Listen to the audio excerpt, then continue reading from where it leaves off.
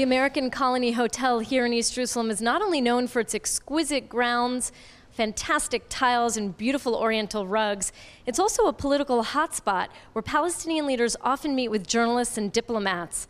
The talk lately has been about the upcoming Palestinian bid at the UN for statehood. I came to talk to Dr. Mahdi. He's one of the most important Palestinian academics, the chairman of one of the first think tanks here called PASIA. I began by asking him why the Palestinians are going to the UN at all.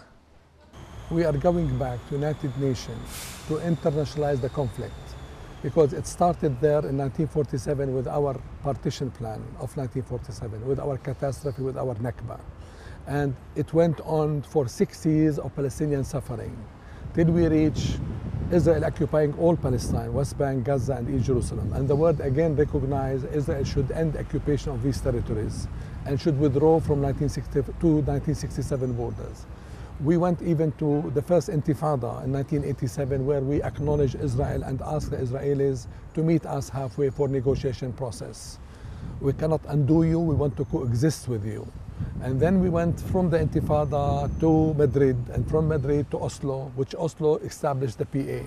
And we accepted to go through a painful process of 20 years of negotiation with many Israeli prime ministers, starting with Rabin and ending with Netanyahu. Today we are telling the Israelis, wake up guys. There is an awakening in the Arab world. Nobody will accept dictatorship and suffering and bleeding and sucking our bloods. And if you don't wake up, you continue living in this ghetto with the fear and the military mentality, you will never be part of this Middle East. Waking up meaning to recognize us, to end your occupation to our territory. So we go to internationalize the conflict and telling the world, you accepted the two-state solution, we make two historical concessions, the partition plan 1947 and now 1967, and we need you to recognize us as land, people, government with border as a state. My question to you, though, is every issue that you brought up, whether it's refugees, Jerusalem, borders, all of that has to be negotiated, the details between the parties. So what will the UN's, even the General Assembly recognizing you as a member state, how will that work towards solving any of those issues? We are not inventing the wheel. It's already there. 20 years of painful negotiation, we discussed every details on all these issues.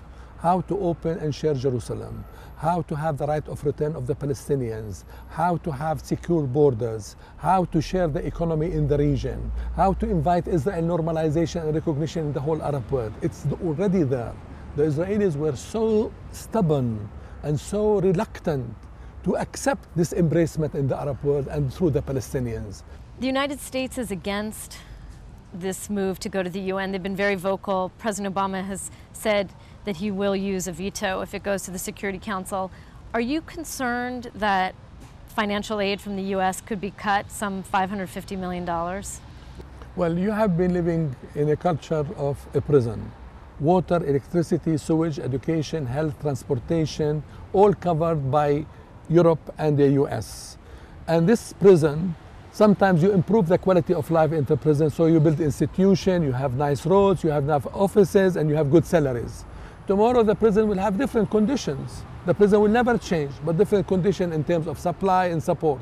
And this suffering, we have been going through it for the last 60 years. And it will not add something we don't live it, we don't know it. So on the contrary, it will expose the reality of those funders. So where is your ethics, where are your values, where are your principles? We want negotiation, but there is no delivery. We want freedom settlement, there is no delivery. We want to open Jerusalem and share Jerusalem, there is no delivery. So tell us what you want us to do. I know. I guess my question is, for the Palestinians, is it worth risking, a breakdown of ties with the US to go to the UN? Two things. In the Western culture, it's business-like relationship. It's my pocket and my market and my kitchen. In the Arab culture, it's dignity, it's national pride. And we have been sacrificing our life for the cause. Money comes and goes, it's not the future. The Arab awakening is not for seat of power, it is for dignity, for freedom, for democracy. The streets of Cairo and Alexandria, as well as Tripoli and Yemen, is for one word, my dignity. What happens the day after this vote? I mean, the Palestinians already have enough support in the General Assembly to support this. But what happens the day after? Riots, demonstrations, or a return to the peace talks? Locally here, definitely there will be people demonstrating within the cities. The PA did not mobilize all the community towards that because nobody wants things to be loose out of hand and nobody wants other to hijack the event. So it has been contained in a way of representing the pulse of the society for this decision. At the same time, to convey a message to the Israelis, again, we are not here to undo you. We are not here to end what you think is exclusive yours. We want to share it, wake up. On the second line, there will be a continuous hard work for the people to reconstitute the PLO as provisional government and to preside for the election. We did small election on Chamber of Commerce in certain cities in the West Bank, and we realized that the majority of the people, not only the capital and the business community, want election to represent their needs and their interests and their future and not to be prisoner to one faction here and the other faction there. Do you think there's any chance that there might be a last moment compromise on this statehood bid? The Europeans have been here, the Americans are coming next week. A compromise where the Palestinians would be upgraded to a non-member observer. Do you think there's a chance of that? The UN bid in September is a political diplomatic game. And it is a political diplomatic argument and discussion. Realizing the stake, I don't see Abu Mazen or the Palestinian representative today are able or willing to give up on this progress. Now, some twisting arms is for sure it has been there. Some verbal threats sure for has been there. European American, they have been here for the last 20 years through the negotiation process, not something new. But now he's facing his people. He's backed by the Arab world. And there is an awareness in the majority of the world to go for this.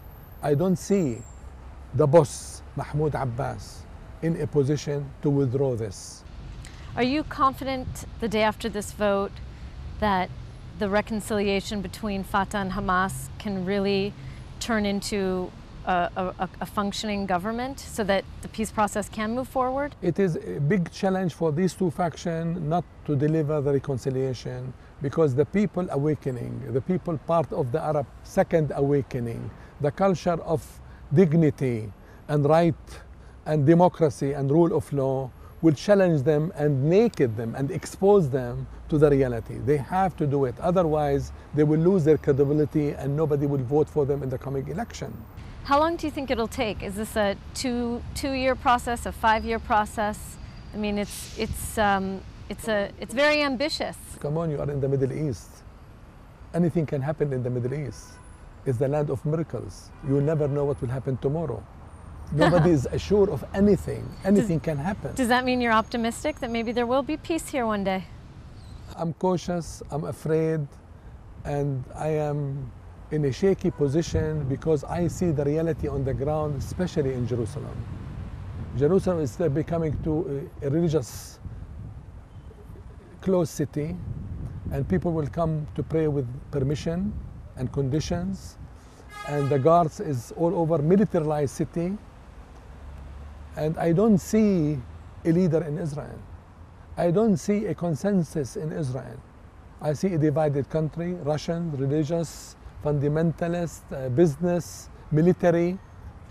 Can I say that many Israelis, I believe, also look at the Palestinians and say they don't see leadership? Abbas is constantly referred to as a weak leader, and then we have Hamas, which is problematic for various reasons. So who on the Palestinian side do you think could really be a leader, or, you know, who's out there?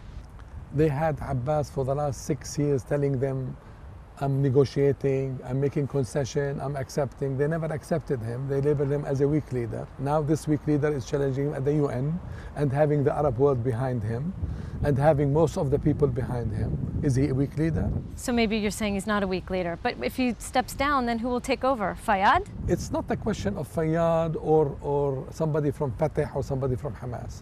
This is a labor pain. Can you tell me tomorrow who's going to be elected as president of Egypt? No. The same thing in Palestine. Okay, Dr. Mahdi, I want to thank you so much for joining us on JN1 News. It was a pleasure talking with you. Thank you.